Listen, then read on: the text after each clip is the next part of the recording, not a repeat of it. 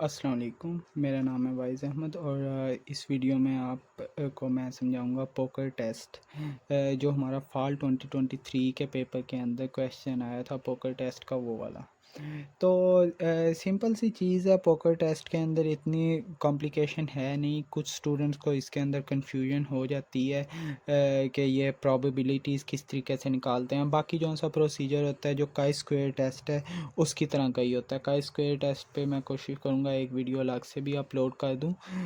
वैसे आप अगर ये वीडियो भी देख लेते हैं अच्छे तरीके से तो आपको पता चल जाएगा कि काई स्क्वायर टेस्ट किस तरीके से हम अप्लाई कर रहे होते हैं। तो इधर मैं आपको पहले क्वेश्चन शो कर देता हूँ।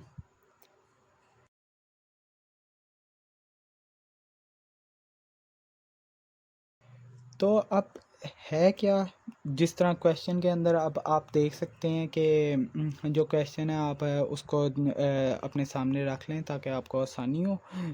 मैंने शो भी कर दिया आपको क्वेश्चन। तो इसके अंदर क्वेश्चन के अंदर है क्या, हमें एक पोकर टेस्ट डेवलप करना है। पहली तो बात है, उसने कहा है डिफ़ाइन एंड डेवलप। पहले आप उसकी डेफिनेशन लिख दीजिएगा कि पोकर टेस्ट इस तरह होता है। सारी वो डेफिनेशन आपको आराम से उनसे सॉल्यूशन जो पीडीएफ्स होते हैं उनके अंदर मिल जाएगी कि पोकर टेस्ट होता है क्या। पोकर टेस्ट एक इंडिपेंडेंस टेस्ट होता है। हम लोग उसके अंदर फ्रीक्वेंसी वगैरह टेस्ट कर रहे होते हैं और हम लोग चेक कर रहे होते हैं कि किस फ्रीक्वेंसी के साथ हमारे डिजिट्स अकर हो रहे हैं। जो रिपीटेड सिर्फ रिपीटेड नंबर्स को ही हम लोग चेक नहीं कर रहे होते हैं, उनकी जो डिजिट्स के ऑर्डर होते हैं, लाइक डिफरेंट डिजिट्स हैं या पेयर ऑफ डिजिट्स हैं या two pairs of same digits हैं। ये सारी चीज़ें भी हम लोग उसके अंदर चेक कर रहे होते हैं। करना क्या होता है, इसके अंदर हम लोग काई स्क्वायर टेस्ट को अप्लाई करके हम लोग अपना पोकर टेस्ट के अंदर वैल्यूज़ को चेक कर रहे होते हैं, जो एक्सपेक्टेड वैल्यूज़ या इस एक्सपेक्टेड फ्रीक्वेंसी। अब कुछ कह लें जिस तरीके से प्रोबेबिलिटीज़, कुछ एक्सपेक्टेड प्रोबेबिलिटीज़ होती हैं, उनको हम लोग ऑब्जर्व प्रोबेबिलिटीज़ के साथ कंपेयर करके टेस्टिंग कर रहे होते हैं पूरी।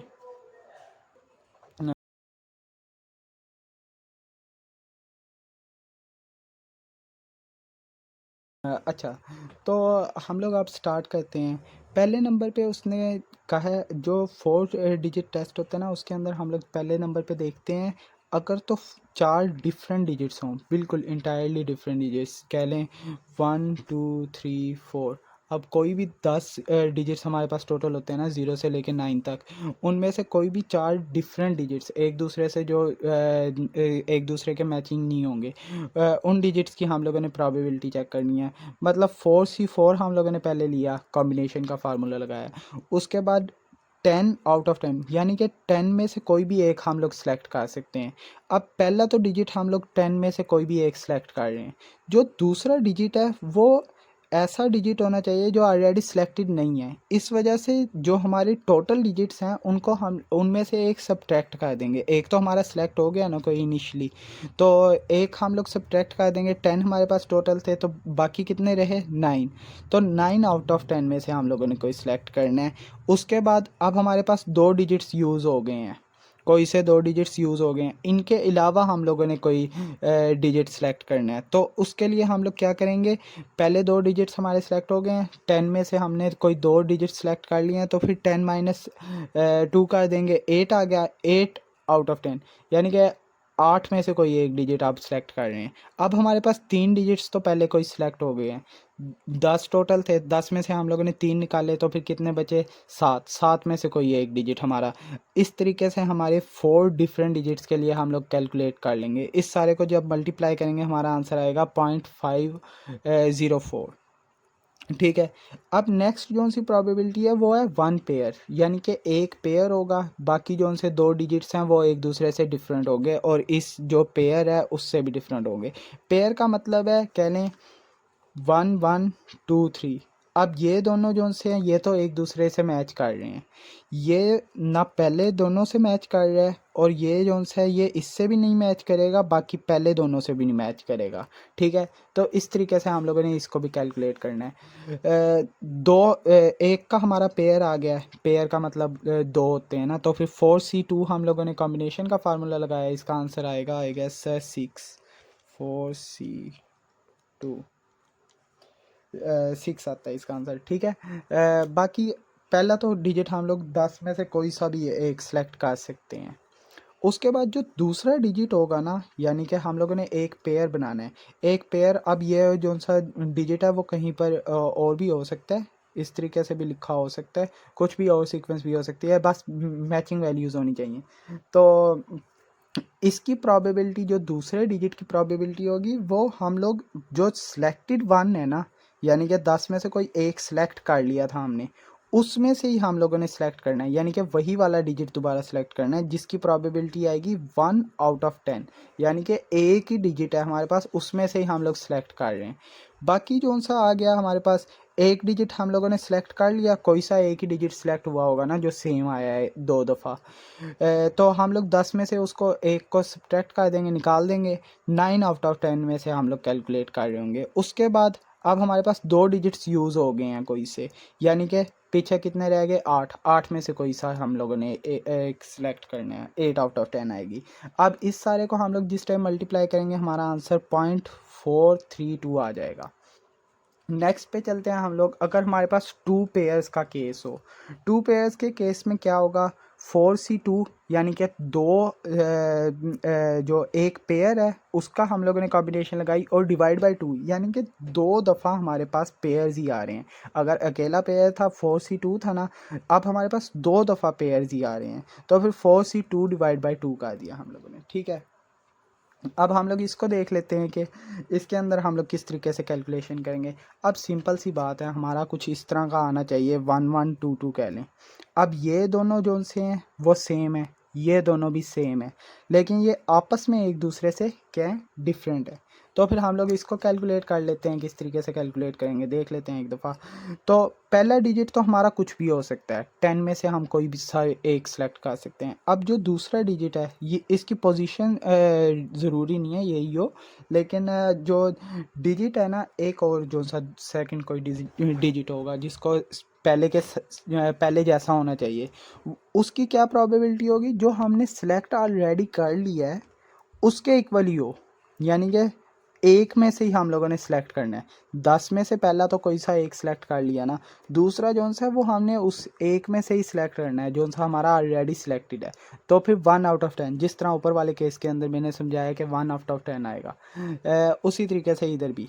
अब जो सा तीसरा डिजिट है ना, यानी कि ये जो सा 2 है, ये हमारा पहले दोनों से डिफरेंट होना चाहिए, और पहले दोनों एक ही डिजिट है। तो फिर हम लोग हमारे पास कितने यूज डिजिट कितने हुए, 1। तो फिर हमने 10 में से 1 निकाला, तो फिर कितने रह गए, 9। तो 9/10, 10 में से कोई 9 में से हमने कोई सा एक सिलेक्ट करना है। अब जो सा लास्ट डिजिट होगा वो इसके सेम होगा, इससे सेम होगा, तो फिर हमारे पास एक में से ही हम लोगों को कोई चूज़ करना पड़ेगा, इस वजह से 1/10। इसकी जब हम लोग मल्टीप्लिकेशन करेंगे तो फिर हमारे पास 0.027 आंसर आ जाएगा, ठीक है। अब हम लोग चलते हैं नेक्स्ट जो सी प्रोबेबिलिटी है उसकी तरफ। वो भी कोई टफ चीज़ नहीं है, उसके अंदर लिखा हुआ है कि अगर 3 डिजिट्स हमारे एक जैसे हैं, यानी कि कह लें फॉर एग्ज़ाम्पल, ये मैं एग्ज़ाम्पल साथ साथ दिखा रहा हूँ आपको, तीनों ये एक जैसे हैं, एक हमारा कोई डिफरेंट डिजिट है। अब सिंपल सी बात है, अगर इधर तक हम लोगों ने जितनी चीज़ें समझी हैं उसके बाद इतना तो आइडिया हो जाता है कि हमारे पास जो कॉम्बिनेशन है उसके अंदर तो आ जाएगा 3, क्योंकि 3 डिजिट्स हमारे सेम आ रहे हैं।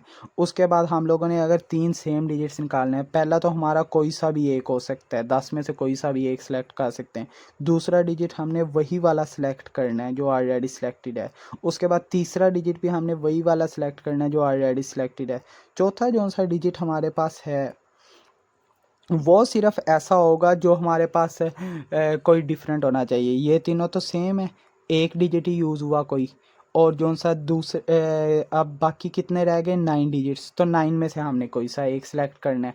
तो सिंपल सी बात है, हम इतना कुछ जो प्रीवियस स्टेप्स करके आए हैं ना, समझ कर आए हैं, उसके बाद ये बिल्कुल आसान हो जाता है। इधर आकर ना हमें पता चल जाता है कैलकुलेशन किस तरीके से करनी है। तो 10/10 पहला कोई भी हो सकता है, दूसरे को पहले जैसा ही होना चाहिए, तो 1/10, एक ही हमारे पास चॉइस है ना, एक में से ही कोई चूज़ करना है, वही वाला मतलब चूज़ करना है।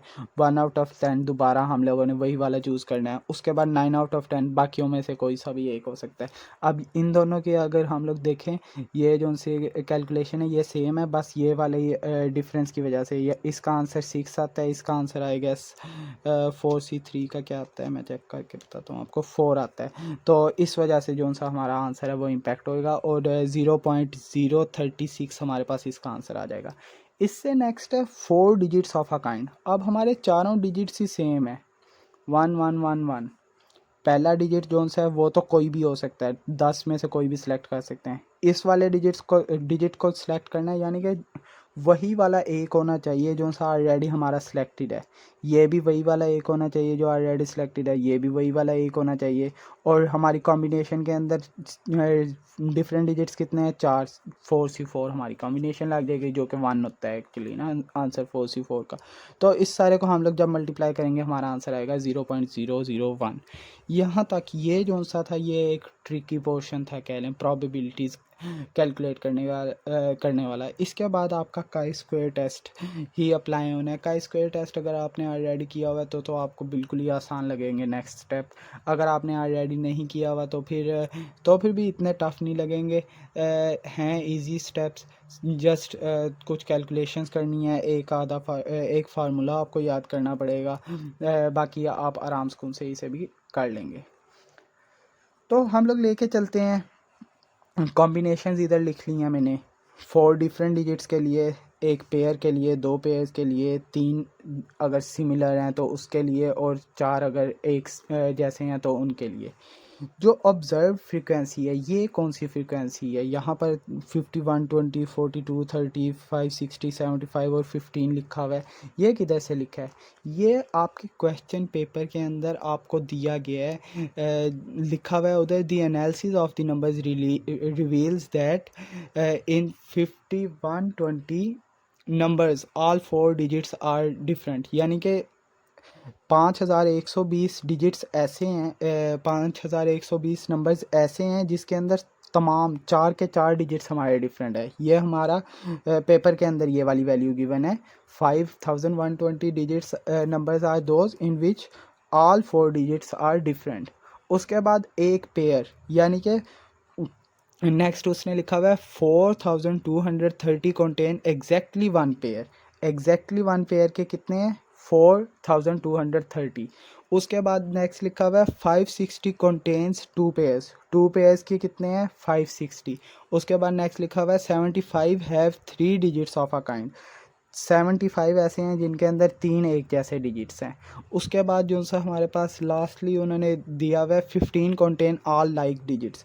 15 ऐसे हैं जिसके अंदर all like digits, all like digits का मतलब होता है कि 4 के 4 ही हमारे सेम है, तो वो हमारे पास 4 ऑफ अ काइंड कह लें या ऑल लाइक डिजिट्स कह लें, सेम ही बात है, ठीक है।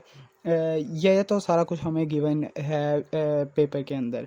आगे उसने लिखा हुआ है use poker test to determine whether these numbers are independent. हमारा नल हाइपोथेसिस ये होगा कि ये नंबर्स हमारे जो उनसे ये इंडिपेंडेंट है। क्रिटिकल वैल्यू उसने गिवन कर दी है, क्रिटिकल वैल्यू जो उनसे गिवन किया वो मैं इधर लिख के आपको दिखा देता हूँ। आपका क्रिटिकल वैल्यू है 9.49, ये आपकी क्रिटिकल वैल्यू है। हम लोगों ने जो अपना आंसर है ना वो इसके साथ कंपेयर करना होता है, वो मैं करके भी दिखाऊंगा अभी आपको। अब जो सी एक्सपेक्टेड फ्रीक्वेंसी है ये किस तरीके से कैलकुलेट करनी है, उसने कहा है कि हमारा जो सीक्वेंस है ना वो टोटल 10,000 नंबर्स पे डिपेंड कर रहा है। मतलब टोटल जो से हमारे नंबर्स हैं ना वो क्या है, 10,000 कह लें, n इज़ इक्वल टू 10,000। अब हम लोगों ने जो सी फ्रीक्वेंसीज़ या प्रोबेबिलिटीज़ निकाली थी इन ऊपर वाले स्टेप्स में, उन्हें देखें 4 डिफरेंट डिजिट्स के लिए 0.504, पेयर के लिए हमने 0.432, 2 पेयर्स के लिए हमने 0.027, उसके बाद 3 डिजिट्स के लिए हम लोगों ने 0.036 और 4 डिजिट्स ऑफ अ काइंड के लिए 0.001 हम लोगों ने ये कैलकुलेट की थी। अब हम लोग कहते हैं कि हम लोगों ने इन जो हमारी प्रोबेबिलिटीज़ हैं ना उनको अगर हम नंबर के साथ कह लें, प्रोबेबिलिटी ऑफ एक्स या कोई भी, या प्रोबेबिलिटी ऑफ आई कह लें, अगर उसको हम n के साथ मल्टीप्लाई कर लेते हैं तो फिर हमारा ई आई आ जाता है। E of I is equal to this formula, ठीक है। प्रोबेबिलिटी हमारी है ये 10,000 हमें उसने गिवन किए हैं numbers, n is equal to 10,000। इन दोनों को मल्टीप्लाई किया, 50-40 आया। इन दोनों को इसके लिए मल्टीप्लाई किया वन पेयर के लिए, 0.432 आई थी, तो फिर हम लोगों ने इसको मल्टीप्लाई किया। हमारे इस तरीके से मल्टीप्लाई करके आंसर्स आ गए हैं कुछ, ठीक है। ये आंसर्स निकाल लिए हम लोगों ने, ये वाले आंसर्स भी निकाल लिए। अब नेक्स्ट हम लोगों ने एक्चुअल जो सी कैलकुलेशन करनी है, एक्चुअल जो फार्मूला है हमारा, वो ये वाला हम लोगों ने इवेल्यूएट करना है। इस फार्मूले में क्या दिया गया हमें, ऑब्जर्व वैल्यू या observe frequency minus expected frequency का होल स्क्वायर लेके हम लोग एक्सपेक्टेड फ्रीक्वेंसी से डिवाइड कर देंगे। अब हमारे पास ऑब्जर्व फ्रीक्वेंसी ये है जो हमें पेपर में दी होगी, प्रोवाइडेड होगी। उसमें से हम लोगों ने एक्सपेक्टेड फ्रीक्वेंसी को क्या करना है, सब्ट्रैक्ट करना है। जब हम लोग सब्ट्रैक्ट कर लेंगे ना, तो इसका एक अलग से आप कॉलम बना लें, अगर नहीं भी बनाते, ये फॉर ईज बनाया हुआ है, ओ आई माइनस ई आई। इसको कैलकुलेट कर लिया हम लोगों ने, फिर उसके बाद इधर पुट करके हम लोगों ने इवेल्यूएट फर्दर कर लिया। अगर आप इसको नहीं भी बनाते, आपको नहीं आपको लगता है मैं डायरेक्ट कैलकुलेशंस कर लूँगा, तो फिर आप डायरेक्ट कैलकुलेशन कर लें, ठीक है। तो बेसिक मकसद ये है, ये वाला फार्मूला आपने कैलकुलेट करना है हर कॉम्बिनेशन के लिए। तो फर्स्ट कॉम्बिनेशन के लिए हमारे पास अगर हम लोग ओ आई से ई आई को निकालें, यानी कि 51-20 से 50-40 को निकालें तो 80 आता है। सिमिलरली 42-30 से अगर 43-20 को निकालें तो -90 आता है। 560 से 270 निकालें 290 आता है। 75 से अगर 360 निकालें तो फिर यहाँ पर हमारे पास क्या आएगा, माइनस ठहर जाए 75 से अगर हम लोग 360 को निकालेंगे तो फिर -285 आ जाएगा। उसके बाद 15 से अगर हम लोग 10 को निकालेंगे तो 5 आ जाएगा हमारे पास। अब ये वैल्यूज़ हमने निकाल ली, इसका स्क्वायर लेकर हम लोगों ने एक्सपेक्टेड यानी कि 50-40 से 80 का स्क्वायर लेके 50-40 से डिवाइड कर दें, ये आंसर आ जाएगा। -90 का स्क्वायर लेके 43-20 से डिवाइड कर दें, ये आंसर आ जाएगा। 290 का स्क्वायर लेके 270 से डिवाइड कर दें, 311.481 आ जाएगा। सिमिलरली -285 का स्क्वायर लेके 360 से डिवाइड कर दें तो 225.625 आ जाएगा। 5 का स्क्वायर लेंगे तो 25 को 10 से डिवाइड करेंगे तो 2.5 आ जाएगा। ये हमारे पास कुछ वैल्यूज़ आ गई। अब आपने करना क्या है, इन सारी वैल्यूज़ का ले लेना है सम। इन वैल्यूज़ का सम ले लेंगे हम लोग, जो हमारे फार्मूले से वैल्यूज़ निकली हैं ना, इनका हम लोगों ने सम ले लेना है। सम लेकर हमारा आंसर आएगा 542.75। उन सारी वैल्यूज़ को जब सम आप करेंगे ना, सम आप करेंगे तो फिर 542.675 आपका आंसर आ जाएगा। क्रिटिकल वैल्यू क्या गिवन है, 9.49। ये हमारे क्वेश्चन के अंदर लास्ट पर उसने मेंशन किया हुआ है कि n is equal to 4, alpha is equal to 0.05, और जो सा critical value of chi square for alpha is equal to 0.05 and n is equal to 4 is 9.49। 9.49 हमारी क्या है, कह लें क्रिटिकल वैल्यू। तो हम लोग आगे क्या करते हैं, अच्छा इसको ना जो number of variable number of observation हैं, इसको आप बेशक स्मॉल एन या फिर कोई और डिनोट किसी और वेरिएबल से कर लेना, क्योंकि एन उन्होंने कैपिटल एन को ऑलरेडी यूज़ कर लिया है अलग डिनोट करने के लिए, किसी और वैल्यू को डिनोट करने के लिए, ठीक है। वैसे हम लोग जनरली कैपिटल एन ही यूज़ कर रहे होते हैं नंबर को डिनोट करने के लिए, लेकिन अगर आपको ऑलरेडी कोई किसी और वेरिएबल के लिए, किसी और चीज़ के लिए आपने यूज़ किया हो ना, तो फिर उस चीज़ को दोबारा रिपीटेडली यूज़ नहीं करते हम लोग ना, तो इस वजह से मैंने कहा है। तो अब हमारे पास 9.49 है, सम हमारे पास 542.75 है। अगर हम लोग इन दोनों का कंपैरिजन करें तो फिर क्या हमारा ये लेस आता है या ग्रेटर आता है, डेफिनेट सी बात है, हमें साफ साफ नज़र आ रहा है 542.75 is way larger than, way greater than 9.49। जब हमारे पास इतना ज़्यादा ग्रेटर आ गए, थोड़ा सा भी ग्रेटर होता तो फिर भी हम लोगों ने रिजेक्ट कर देना था नल हाइपोथेसिस। नल हाइपोथेसिस क्या है कि ये इंडिपेंडेंट हैं, लेकिन हम लोगों ने इसको रिजेक्ट कर दिया। अगर हमारा लेस होता तो फिर हम लोग इसको एक्सेप्ट करते, लेकिन इस केस के अंदर हमारा जो सा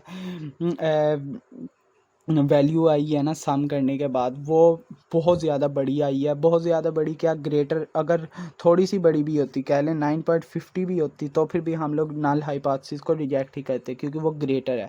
अगर लेस होगी सिर्फ उस केस के अंदर आपने एक्सेप्ट करनी है, वरना आप इसको रिजेक्ट करेंगे। और इस केस के अंदर हम लोगों ने रिजेक्ट कर दिया है। That is the answer for your question. ये यहीं तक है, बस इस तरह ही है। अच्छा, इसके रिलेटेड एक छोटी सी टिप थी जो उनसे मैं देना चाह रहा था। आपको अगर प्रोबेबिलिटीज़ फाइंड करने में फिर भी मसला आता है, तो फिर आप इन प्रोबेबिलिटीज़ को अच्छे तरीके से ज़हन नशीन कर लें कि ये प्रोबेबिलिटीज़ होती हैं। जब आपके 4 different digits, 1 pair, 2 pair, 3 different digits of a kind, sorry, और 4 डिजिट्स ऑफ अ काइंड का जो उनकी प्रोबेबिलिटीज़ हैं, अगर आप 4 डिजिट टेस्ट ही कर रहे होंगे तो फिर यही आएंगी। अगर आप 3 डिजिट टेस्ट कर रहे हैं तो फिर उसके लिए आपको कैलकुलेशंस दोबारा करनी पड़ेंगी, जो कि मेरे ख्याल से इतना टफ़ नहीं होगा आपके लिए ना। तो उसकी भी, या फिर आप वैल्यूज़ याद कर लें। इसका तरीक़ेकार मैंने आपको सारा समझा दिया कि किस तरीके से आपने वैल्यूज़ को फाइंड आउट करना है, प्रोबेबिलिटीज़ को फाइंड आउट करना है, और किस तरीके से आपने पूरा पोकर टेस्ट इसके ऊपर अप्लाई करना है। जो काई स्क्वायर टेस्ट है वो भी आलमोस्ट इसके अंदर कवर हो जाता है। उसके अलग से मेरे मुताबिक तो वैसे आपको अब समझने की ज़रूरत नहीं रही होगी, लेकिन फिर भी उसको आप देखेंगे ना तो फिर वो यही वाला मेथड है। काई पोकर टेस्ट के अंदर हम काई स्क्वायर टेस्ट ही अप्लाई कर रहे हैं, बेसिकली उसका यही फार्मूला होता है, और हम लोग इसी तरीके से कंपैरिजन उसके रिज़ल्ट का कर रहे होते हैं क्रिटिकल वैल्यू के साथ। So that's it. ये आपका सारा सॉल्यूशन था पोकर टेस्ट वाले क्वेश्चन का। ओके, अल्लाह हाफिज़।